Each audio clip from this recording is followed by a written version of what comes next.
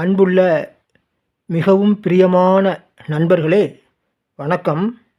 இந்த வீடியோவின் நடுப்பகுதியில் ரொம்ப முக்கியமான விஷயம்லாம் சொல்லியிருக்கேன். அவசரமாக வேலை இருக்கிறவங்க நடுப்பகுதிக்கு போயிடுங்க. மற்ற அனைவரும் பொறுமையாக ஸ்கிப் பண்ணாமல் கவனமாக பாருங்கள். ஒரே ஒரு லைக் மட்டும் போட்டு விட்ருங்க. வாங்க வீடியோக்குள்ளே போகலாம். ஆமா, கிரியான்னு சொல்லிட்டு ஒரு 45 மினிட்ஸ் பண்ண சொல்றாங்க. அதான் என்ன அந்த இம்முன்னு சொல்றது, ஓம் நம சிவாய, ஓம் சொல்றது, ஓம் இம் சொல்றது, சொல்றது. இம்முன்னு சொல்லுவாங்க, ஆ இம்முமா ஒரு ஓம் நம சிவாய், ஏதோ ஒரு மந்திரத்தை சொல்ல வேண்டியதான் சொல்லுவாங்க. ஆமா, அந்த மாதிரி சொல்லிட்டு இருக்காங்க. அப்புறம் சோகம்னு கூட ஒரு மந்திரம் சொல்றத கூட சொன்னாரு. இந்த மாதிரி கிரியா யோகம் போனேன், அவருக்கு சொல்லி கொடுத்தாரு. சோன்ட்டு மூச்சை எடுக்கணும், திருப்பி ஹம்ன்ட்டு மூச்சை விடணும், அது கூட சொன்னாங்களா? அது எனக்கு சொல்லல. பாருங்க, அவரு கிரியா யோகம் போய் ஆராய்ச்சி பண்ணி தெரிஞ்சுக்கும் போது இந்த மந்திரம் தான் சொன்னாங்களா, வேற எதுவும் சொல்லியா? இந்த சோடு இழுக்கணுமா, அப்படி மூச்சு விடணுமா, இது மட்டும் தான் சொல்லி கொடுத்தாங்களாம். இததான் செஞ்சிட்டு இருக்கேன்னாரு. மூச்சு பயிற்சி சொல்லி கொடுக்குறாங்க. அது என்ன பிராணாயாமம்? பிராணாயாமம் தானே, நாடி சுத்தி. அது ஒரு யூஸ்ஃபுல்லா தான் இருக்கு. இல்ல, அதெல்லாம் நல்லதுதான், உடம்புக்கு நல்லதுதான். சரிங்க சார். கிரியா யோகம்னு ஒண்ணு என்ன போய் புதுசா சொல்றாங்க? சோகம் சொல்ல சொல்றாங்கன்னா ஓம் நம சிவாய சொல்லு, இம்முன்னு சொல்லு. இம்முதான் சார். அப்புறம் நம்ம உட்காந்து எந்திரி பறவை மாதிரி உட்கார சொல்றாரு.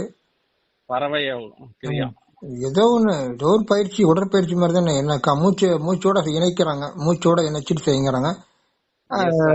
கடவுளை நினைச்சிட்டு செய்யணும். இதெல்லாம் எல்லாமே அப்படிதான். இதுல இருந்து டிஃபரெண்டா இருக்கும் உங்க என்னோட இது என்னன்னா, உங்க உடம்பு, உங்க மனசுனா கவனம், உங்க உடம்பு மனசுனா கவனம். அப்புறம் மூச்சு காத்து, அப்புறம் என்ன இருக்கு? உயிர். உங்க உயிர் இருக்கு. அதுக்கப்புறம் என்னன்னு பார்த்தா கடவுள் தான் இருக்காரு. சிவன், இறைவன், கடவுள், சிவன், அவர் தான் இருக்காரு. வேற எதுவும் இல்ல. கடவுள் ஒருவரே. அப்ப அவர் ஜோதிமயமா இருக்காருன்னு வச்சுக்கோ. ஒளி ரூபம், ரவுண்டா சிகப்பா இருக்காரு.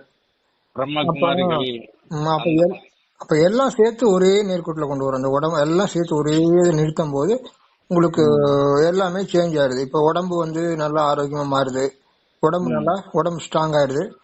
அதே மாதிரி உங்க மூச்சு காத்து நல்லா தூய்மை அடைஞ்சு, இப்ப கெட்ட காத்துலாம் வெளியே போடுறோம். கெட்ட காத்துலாம் வெளியே போயிருது, நல்லதெல்லாம் உள்ள வருது. அதே மாதிரி உங்க கவனங்கிறதும் ஷார்ப்பா ஆகுது. கவனம்னா என்ன? உங்க மனசுனா என்ன? கவனம். அந்த கவனம் இப்ப உங்களுக்கு ஷார்ப்பா ஆயிருது, பவர் ஆயிருது. மனசு பவரா அப்படியே இருக்கு. அப்புறம் இந்த உயிர் தூய்மை அடைஞ்சிருது ஆட்டோமேட்டிக்கா. உங்க உயிர்ல இருக்கக்கூடிய அந்த பதிவுகள் தேவையில்லாத பூராமே எல்லாம் கெட்டது பூரா, உங்க உயிர்ல இருக்க கெட்டது பூரா ஓடி போயிருது. அப்ப உங்க உயிர் தூய்மை அடைஞ்சிருது. சரிங்க சார். 100% தூய்மை அடைஞ்சிருது. அப்புறம் நீங்க இறைவனோட இரண்டரை கலக்குறீங்கன்னா அதுவாவே மாறிடுங்க. அதுவாவே மாறி அந்த கவனம் அப்படியே நிலைச்சிருக்கு அவர் மேல. அப்ப ஒரே சிவன் கடவுள்ல இருந்து உங்க உடம்பு வரைக்கும் ஒரே நேர்கோட்டுல அப்படி நின்றுடுது. அப்படி நிற்கும் போது உங்களுக்கு அதுக்கு மேல ஒரு டெக்னிக்கே கிடையாதுன்னு சொல்றேன். இதுதான் ஒரு டெக்னிக், இதுதான் ஒரு பயிற்சி சொல்லி கொடுக்குறேன். 2 நிமிஷம் பண்ணுங்க, இந்த மாதிரி பண்ணுங்க. அப்படி பண்ணும்போது உங்களுக்கு எல்லாம் ஓகே. அப்ப நீங்க செய்யக்கூடிய ஒரு வேலைக்காக போறீங்க, இந்த 2 நிமிஷம் பயிற்சி பண்ணிட்டு ஒரு வேலைக்கு போறீங்க, ஒரு பிசினஸ் போறீங்க, வேலைக்கு அது ஏதோ ஒண்ணு, நாள் முழுவதும் உங்களுக்கு எல்லா வேலையும் எந்த வேலையா இருந்தாலும் டக்கு டக்கு நடக்குது. சரிங்க சார். அதைத்தானே சொல்றேன், அதுதான் இந்த பயிற்சியில சொல்லி கொடுக்குறேன். இது நான் தீட்சைக்கு இந்த மாதிரி ஒரு பயிற்சி வாங்கி, தீட்சை பயிற்சி இதை வாங்கிக்கங்க, தெரிஞ்சுக்கங்கன்னு சொன்னோம்னா மக்கள் அதை புரிஞ்சுக்க மாட்டாங்க. ஏதோ சொல்றாரு, ஏதோ ஒரு தீட்சை பயிற்சிங்கிறாரு, ஏதோ கிரியோக பயிற்சிங்கிறாரு அப்படின்ட்டு அவங்க சாதாரணமா நினைச்சுக்கிறாங்க. நமக்கு எதுவும் தேவையில்லை அப்படின்ட்டு நினைச்சுக்கிறாங்க. ஏதோ சொல்றாரு, சம்பந்தம் இல்லை அப்படிங்கிற மாதிரி நிறைய பேர் நினைச்சுக்கிறாங்க. அதுவே உங்ககிட்ட விளக்கம் சொல்றேன் என்னங்கிறது. நல்லா புரிஞ்சிருச்சுங்க சார். புரிஞ்சிருச்சுங்களா? சரி. இப்போ நீங்க போறீங்களா, அங்க என்னென்ன சொல்லி கொடுக்குறாங்க? அந்த இம்முங்கிறது ஒண்ணு, அப்புறம் சோகம்னு ஒண்ணு சொல்றாங்க, அப்புறம் இந்த பிராணாயாம மூச்சு பயிற்சி, ஒரு மூக்குல பயிற்சி, மூச்சை ஹோல்டு பண்றது, பறவை கிரியா, நாடி சுத்தி, இந்த மகா மந்திரம்ங்கிறது இம்முங்கிறாங்க. இம்மா? ஆமா, ஓம்ங்கிறதுல ஓ எடுத்துட்டு இம்மு மட்டும் போட்டா அது மகா மந்திரம் அப்படின்னு சொல்லி தருவாங்க. AOM வந்து நிறைய எல்லாருமே கத்து கொடுக்குறாங்க.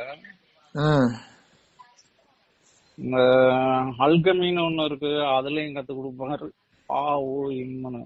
ம் இது வந்து கிரியா, பாபாவோட கிரியான்றாங்க. எல்லாம் இந்த மூலாதாரம் குண்டலினி அந்த பவர் தான். அந்த பவரை எப்படி ஒழுங்குபடுத்துறது, எப்படி சரி பண்ணி சரி எப்படி பண்ணி கொண்டு வரும். மேல் நோக்கி நம்ம வச்சுக்கிறது தான் உச்சந்தலைக்கு கொண்டு போறோம். ஆமா, அந்த சக்கரத்தை வந்து ஆக்டிவேட் பண்றதுக்காக இந்த பிராக்டிஸ் எல்லாம் பண்ணி கொடுக்குறாங்க. பயிற்சி பண்ணி மனசை பக்குவப்படுத்தி உச்சந்தலையில கூட இந்த கவனத்தை நிறுத்தி வைக்கணும். அப்படி சும்மா இருக்கணும், கடைசியில சும்மா இருக்கணும், அவ்வளவுதான். ஆமா, கடைசியில நீங்க எல்லாமே அடைஞ்சிருங்க, எல்லாமே ஜெயிச்சு முடிச்சிட்டீங்க, எல்லாமே இருக்கு, நீங்க சும்மா இருக்கணும். அதான் அந்த பாயிண்ட் தான், வேற ஒண்ணும் இல்ல. சும்மா இரு, சுகமா இரு அப்படிம்பாங்க. அவ்வளவுதான், கடைசி சும்மா இருப்பா. அப்படி சும்மா இருக்கும்போது எல்லாமே ஆட்டோமேட்டிக்கா நடக்கும். கடைசியா தீபத்தை தான் முடிக்கிறாங்க, தீபத்தை பார்க்க சொல்றாங்க. தீபத்தை பாக்குறேன்னா அப்புறம் இந்த ஜோதி ஒளி வடிவமா இருக்காரு, ஒளி வடிவமா இருக்காரு. ஆமா, அவரை மைண்ட்ல ஏத்தணும் பாயிண்டா. அந்த நீங்க சொன்ன பாயிண்ட வந்து மெர்ஜ் பண்றாங்க கடைசியா. சும்மா இருக்கிறதா? ஆமா, சும்மா இருக்குது. சும்மா இருந்தாவே எல்லாமே ஆட்டோமேட்டிக்கா என்ன அர்த்தம், எல்லாமே இருக்குது, எல்லாமே சரியா கரெக்டா இருக்கு, எல்லாமே சுகமா இருக்கேன், நல்லா அமைதியா இருக்கு, எல்லாம் பவர்ஃபுல்லா இருக்கேன். அப்படிங்கும்போது நம்ம எல்லாமே இருக்கு, நிறைவா இருக்கும் போது சும்மா தானே இருக்கணும். ஆமா ஆமா, அப்ப அந்த சும்மா இருக்கிறதுக்கு ட்ரை பண்ணாவே எல்லாமே ஆட்டோமேட்டிக்கா உங்களுக்கு சரியா வர ஆரம்பிச்சிடும். Correct correct correct. அவ்வளவுதான், வேற எல்லாம் ஒண்ணும் இல்ல. இப்ப கூட ஒருத்தர் வீடியோ போடுறாரு, இப்ப ஒரு வருஷமா வீடியோ போடுறாரு, கிட்டத்தட்ட ஒரு வருஷமா ஒரு 500 வீடியோ போட்டாரு. அவரு பார்த்தோம்னா ஒரு நிமிஷம் பாப்பேன், ஒரு நிமிஷம் பார்க்கும்போது என்ன சொல்றாருன்னு ஒண்ணுமே புரியாது. அவர் என்னதான் சொல்றாருன்னு ஒண்ணுமே புரியாது. நானும் எத்தனையோ 4-5 பேர் பார்த்து ஒண்ணுமே புரியாது. அவரு அரை மணி நேரம் பேசுவாரு, என்ன சொல்றாருன்னே தெரியாது.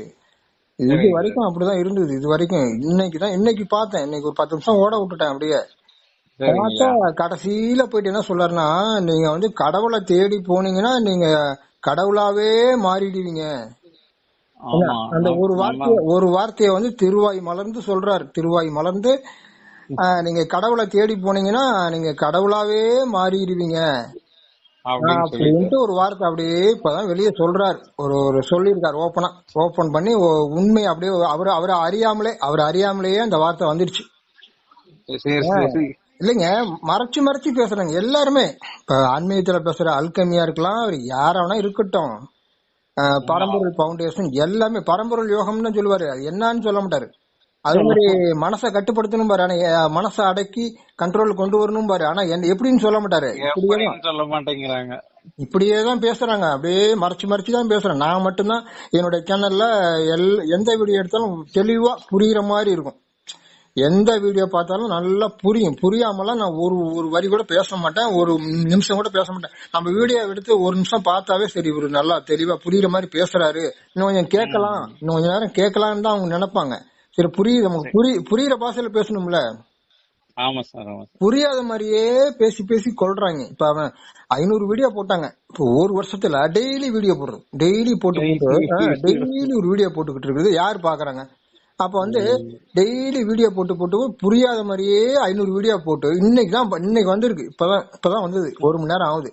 அந்த வீடியோ போட்டு என்னதான் பேசுறோம் பாக்கலாம் அப்படின்ட்டு 10 நிமிஷம் பார்த்தாக்க கடைசியா என்ன சொல்றாரு, கடவுளை தேடி முழுமையா கடவுளை தேடி நீங்க போகும்போது கடைசியில நீங்களே கடவுளா இருப்பீங்க, நீங்களே கடவுளா இருப்பீங்க, உணர்வீங்க.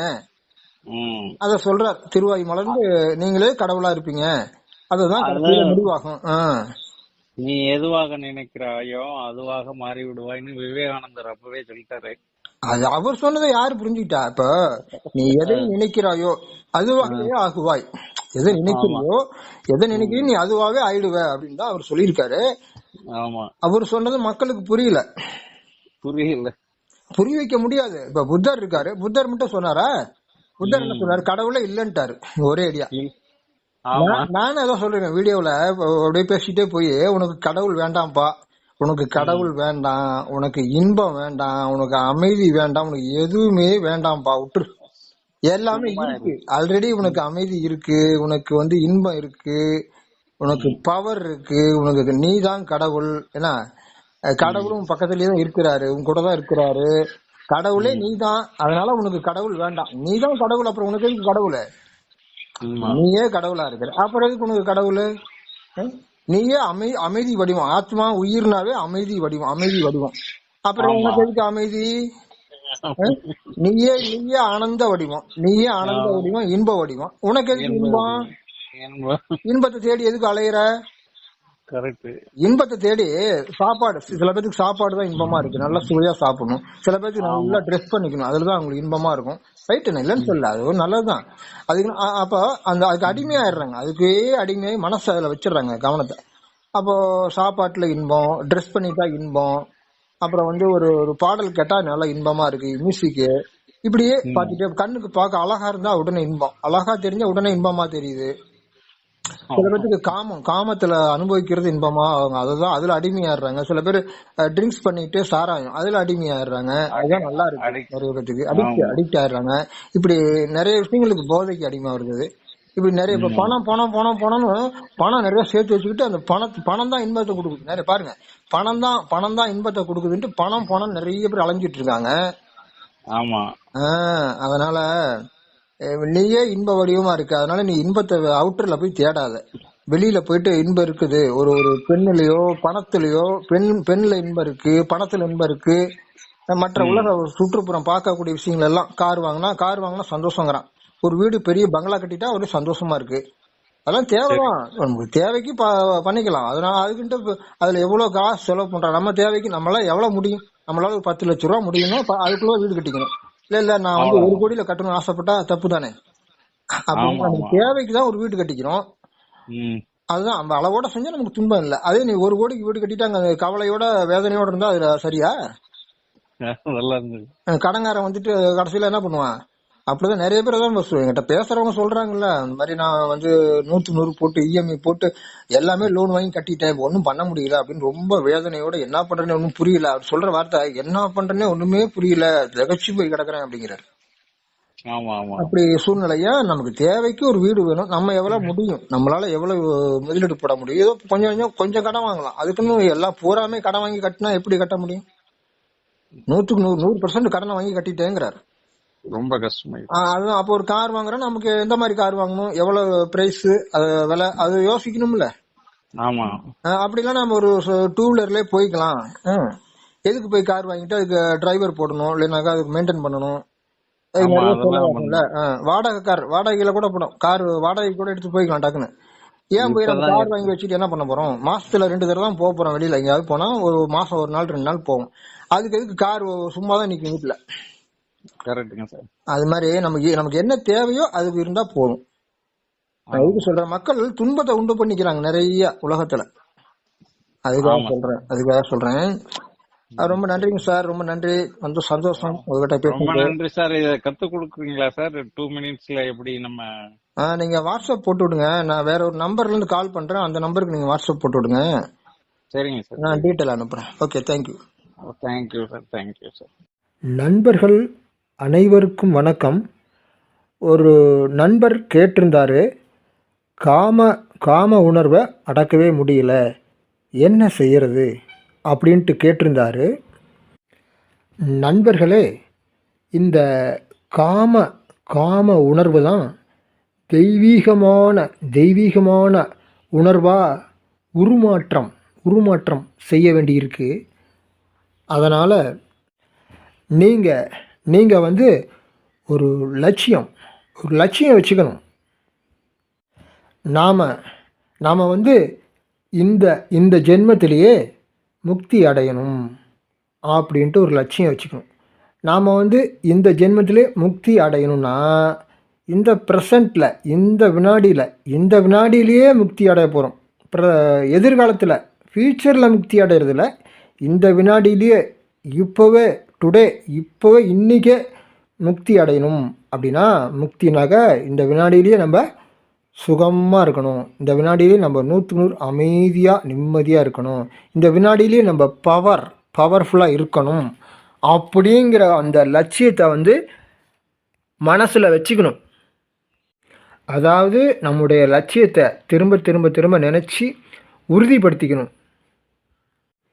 இதைத்தான் இதைத்தான் திருவள்ளுவர் சொல்கிறார். திருவள்ளுவர் எண்ணிய எண்ணிய எண்ணியாங்கு எய்துவர் எண்ணியார் திண்ணியராகப் பெறின். எண்ணியார் திண்ணியராகப் பெறின். அதாவது உன்னுடைய லட்சியத்தில் நீ உறுதியாக இருந்தால் நிச்சயமாக அதை அடைந்தே தீருவாய் அப்படிங்கிறதான் திருவள்ளுவர் சொல்கிறார். அதைத்தான் நான் சொல்கிறேன். உன்னுடைய லட்சியத்தில் நீ உறுதியான நம்பிக்கையோடு இருக்கும்போது கண்டிப்பாக நிச்சயமாக நீங்கள் அடைஞ்சே தீருவீங்க அப்படின்னு தான் நானும் சொல்கிறேன். அதனால் நண்பர்களே, நீங்கள் இந்த காம உணர்வுனால் வரக்கூடிய கெட்ட சிந்தனைகள் வருது இல்லையா, அதை நீங்கள் ஜெயிக்கணும் அப்படின்னு சொன்னால் நீங்கள் அடைய வேண்டிய லட்சியத்தில் நீங்கள் உறுதியாக இருக்கணும். இப்போ உதாரணமாக நீங்கள் சென்னைக்கு போகிறீங்க, மெட்ராஸ்க்கு போகிறீங்க. அப்போது மெட்ராஸ்க்கு போகணும், சென்னைக்கு போகணுன்ட்டு ஒரு முடிவு எடுத்துட்டீங்க. அப்படிங்கும்போது அந்த முடிவெடுத்து ஒரு பஸ்ஸுலையோ இதுலையோ ஏறி உக்காந்துட்டீங்க. அப்போ புறப்படுறீங்க, போயிட்டுருக்கீங்க. அது மாதிரி சென்னைக்கு போகணும்னு உறுதி எடுத்தால் தான், முடிவெடுத்தால் தான் நீங்கள் போக போகிறீங்க. அப்படி உறுதி எடுக்கலைன்னு நீங்கள் போக போகிறீங்களா? இல்லை. அதே மாதிரி தான் நம்ம முக்தி அடையணும், முழுமை அடையணும். அதாவது 100க்கு 100 நிம்மதி, அமைதி, 100க்கு 100 சுகம், 100க்கு 100 பாதுகாப்பு, 100க்கு 100 பவர், ஃபுல் பவர், அதை நம்ம அடையணும் அப்படின்ட்டு நீங்கள் மனசு வைக்கணும். கவனத்தை அதில் ஒருமுகப்படுத்தணும், மனசு வைக்கணும். அதைத்தான் திருவள்ளுவர் சொல்கிறார். திருவள்ளுவர் உள்ளம் இல்லாதவர் எய்தார் உலகத்து வள்ளியம் என்னும் செருக்கு. என்ன சொல்கிறார்? உள்ளம்னா மனசு வைக்கணும். உள்ளம் இல்லாதார் எய்தார் உலகத்து வள்ளியம் என்னும் செருக்கு. அதனால் புரிஞ்சுக்குங்க நண்பர்களே, நீங்கள் இந்த காம சிந்தனைகளை ஜெயிக்கணும் அப்படின்னா நீங்கள் மிக உயர்ந்த லட்சியத்தை கெட்டியாக பிடிச்சிக்குங்க. அது ஒன்று தான் அடிப்படை. அதுதான் அடிப்படை. நல்லா புரிஞ்சுக்குங்க. இந்த நண்பர் காம சிந்தனை அதிகமாக வந்துக்கிட்டே இருக்குதுன்னு சொல்கிறாரு. ஆனால் இன்னும் நிறைய இருக்குது. அதாவது சிலரை பார்த்தாவே கோபம், டென்ஷன், 100க்கு 100 டென்ஷன் ஆகும். என்ன காரணம்னா அவங்க திரும்ப 100க்கு 100 தவறான செயல்களையே செஞ்சுக்கிட்டே இருப்பாங்க.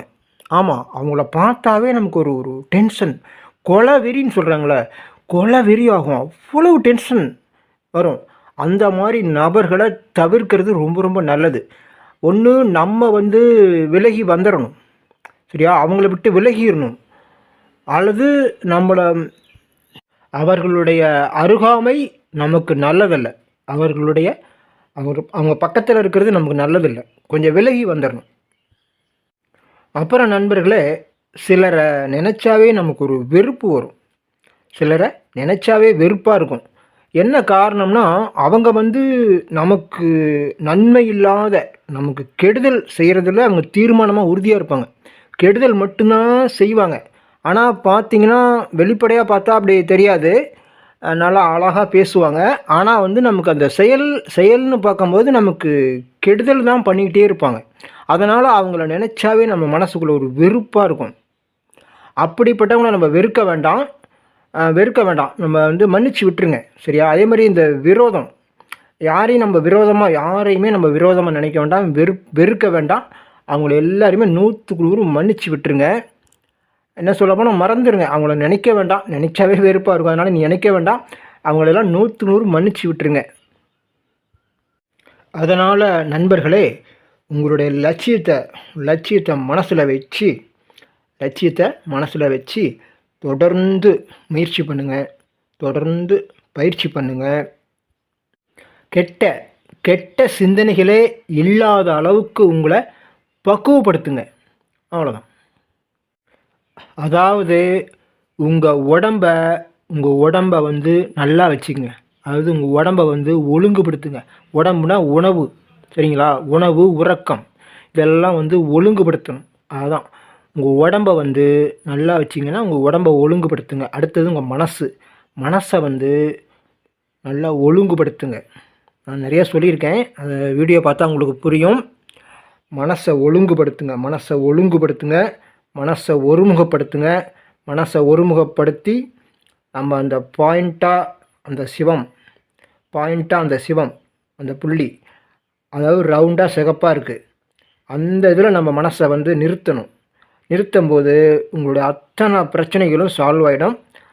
அதுக்குண்டான முயற்சியிலேயே இருங்க, தொடர்ந்து முயற்சி பண்ணுங்கள், அந்த லட்சியம் வைங்க. கண்டிப்பாக எல்லா கெட்ட சிந்தனையும் நீங்கள் ஈஸியாக ஜெயிக்க முடியும். ஒன்றும் கஷ்டம் கிடையாது, ரொம்ப ரொம்ப ஈஸியாக உங்களால் ஜெயிக்க முடியும். நண்பர்களே, மிகவும் பிரியமான நண்பர்களே, இந்த வீடியோவுக்கு ஒரே ஒரு லைக் போட்டு விட்டுட்டு வீடியோவை தொடர்ந்து பாருங்கள். ரொம்ப ரொம்ப முக்கியமான விஷயம்லாம் சொல்லியிருக்கேன், தொடர்ந்து பாருங்கள். அப்புறம் நண்பர்களே, ஃபஸ்ட்டு கமெண்டில் ஒரு அருமையான வீடியோ கொடுத்துருக்கேன், ஃபஸ்ட்டு கமெண்டு. அடுத்தது வந்து டிஸ்கிரிப்ஷன்லேயும் அருமையான வீடியோலாம் இருக்குது, அதையும் பாருங்கள். நன்றி நண்பர்களே, வீடியோவை தொடர்ந்து பாருங்கள். நண்பர்களே, மிகவும் பிரியமான நண்பர்களே, உங்களுக்கு ஒரு இனிப்பான செய்தி, ரொம்ப ரொம்ப ரொம்ப இனிப்பான செய்தி. நாங்கள் வந்து வாட்ஸ்அப் மூலமாக 2 நிமிடம் செய்யக்கூடிய கிரியா யோக பயிற்சி கொடுக்குறோம். இதை வந்து நேரில் வந்தாலும் கற்றுக்கொள்ளலாம்.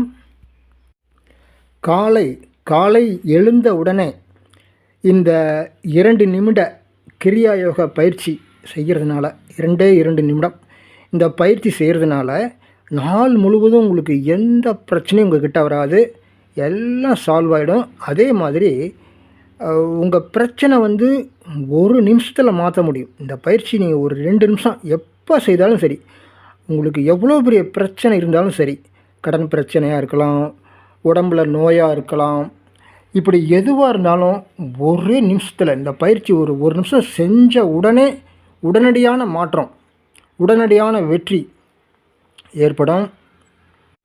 உங்களுடைய அனைத்து பிரச்சனைகளுக்கும், அனைத்து நோய்களுக்கும் உடனடி தீர்வு உங்களுக்கு வேண்டும் என்று சொன்னால் உடனே எனக்கு ஃபோன் பண்ணுங்கள். தேங்க்யூ. மிகவும் பிரியமான நண்பர்களே, இந்த வீடியோவுக்கு ஒரே ஒரு லைக் மட்டும் போட்டு விட்ருங்க. உங்களுடைய நல்ல நண்பர்களுக்கு மட்டும் இந்த வீடியோவை ஷேர் பண்ணுங்கள். நம்முடைய one of the best MC சேனலை இதுவரைக்கும் சப்ஸ்கிரைப் பண்ணாதவங்க உடனே சப்ஸ்கிரைப் பண்ணி வச்சுக்கோங்க.